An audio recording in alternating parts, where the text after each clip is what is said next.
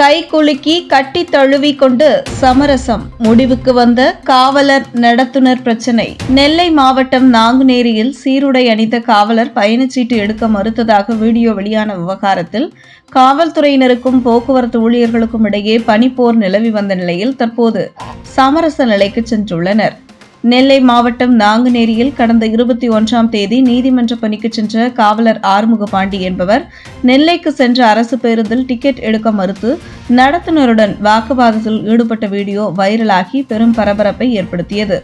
அரசு போக்குவரத்து கழகத்தில் இதுவரையிலும் உள்ளூர் காவலர்கள் முதல் காவல்துறை அதிகாரிகள் வரை தாங்கள் அரசு ஊழியர்கள் என அடையாள அட்டையை காண்பித்து உள்ளூர் அரசு பேருந்துகளில் குறைந்த தொலைவுக்கு இலவச பயணம் மேற்கொண்டு வந்தனர். மேலும் சீருடை அணிந்த காவலர்கள் மற்றும் காவல்துறை அதிகாரிகள் பணி நிமித்தமாக வெளியூர்களுக்கு செல்லும் போது உயர் அதிகாரிகளிடமிருந்து பயண அனுமதி சீட்டு பெற்றுச் செல்வது வழக்கமாக இருந்தது. ஆனால் நாங்குநேரியில் சீருடை அணிந்த காவலர் ஆறுமுக பாண்டியை டிக்கெட் எடுக்க வலியுறுத்தி அரசு பேருந்து நடத்துனர் வாக்குவாதம் செய்த வீடியோ வெளியாகி அதிர்ச்சியை ஏற்படுத்தியது.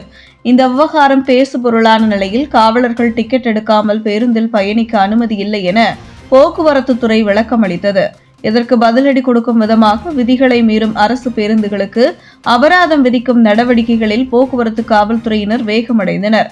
பல்வேறு ஊர்களில் நோ பார்க்கிங்கில் நிற்கும் அரசு பேருந்துகள், அதிகப்படியான பயணிகளை ஏற்றுவது, சீட் பெல்ட் அணியாமல் ஓட்டுவது உள்ளிட்ட விதிமீறல்களுக்கு வளைத்து அபராதம் விதித்து வந்தனர் போக்குவரத்து காவலர்கள்.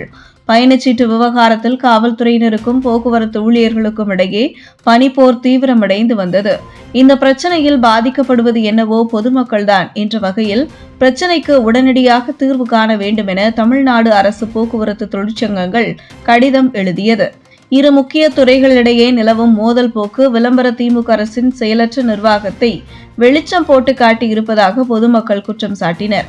எனவே விளம்பர திமுக அரசு காவல்துறையினர் மற்றும் போக்குவரத்து துறையினரை நேரில் அழைத்து பேசி இந்த பிரச்சினைக்கு தீர்வு காண வேண்டும் என கோரிக்கை விடுத்திருந்தனர். இந்த நிலையில் இந்த பிரச்சினை தீராவிட்டால் பொதுமக்களுக்கு பெரும் பிரச்சினை ஆகிவிடும் என உணர்ந்த இரு துறையைச் சேர்ந்தவர்கள் சமரசம் செய்து கொள்ள முடிவெடுத்தனர். அதன்படி சம்பந்தப்பட்ட காவலரும் நடத்துனரும் கை குலுக்கிக் கொண்டு தேநீர் அருந்தி பிரச்சினைக்கு முற்றுப்புள்ளி வைத்தனர். இந்த சம்பவத்தின் வீடியோ தற்போது வைரலாகி வருவதால் பொதுமக்கள் நிம்மதி பெருமூச்சு விட்டுள்ளனர்.